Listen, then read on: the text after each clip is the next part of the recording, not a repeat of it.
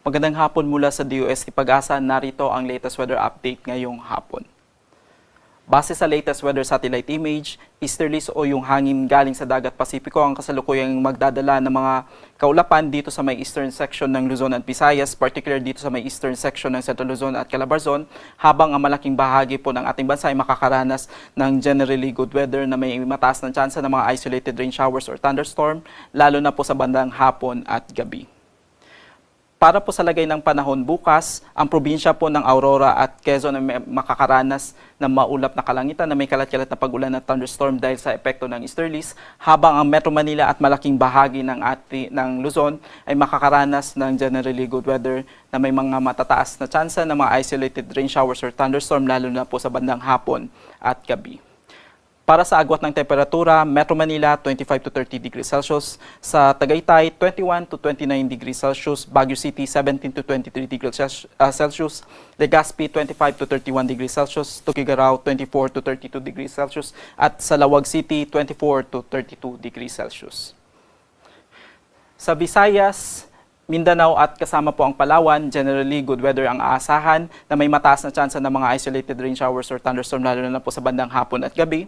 Para po sa agwat ng temperatura, dito po sa Kalayaan 25 to 31 degrees Celsius, Puerto Princesa 24 to 30 degrees Celsius, Zamboanga 25 to 32 degrees Celsius, Metro Cebu 26 to 32 degrees Celsius, Davao 25 to 32 degrees Celsius, at dito sa Cagayan de Oro 25 to 32 degrees Celsius.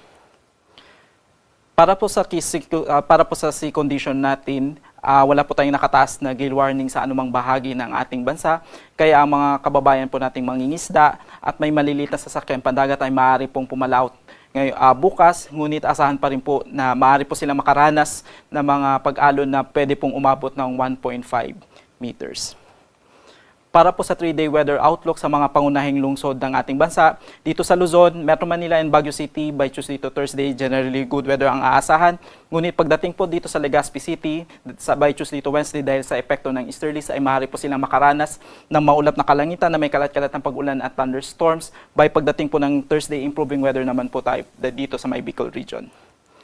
Sa Metro Cebu, Iloilo at Tacloban City, by Tuesday to Thursday, asahan po natin na makakaranas po sila ng generally good weather na may mataas na tsansa ng isolated rain showers or thunderstorms sa bandang hapon at gabi. At ganito rin po ang magiging lagay ng panahon dito sa Metro Davao, Cagayan de Oro City at Zamboanga City by Tuesday and Thursday.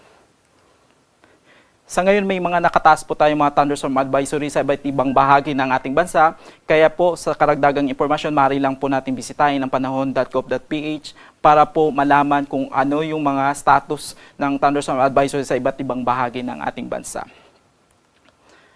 Dito sa Metro Manila, lulubog ang araw mamayang 5:37 p.m. at sisikat bukas ng 5:47 a.m.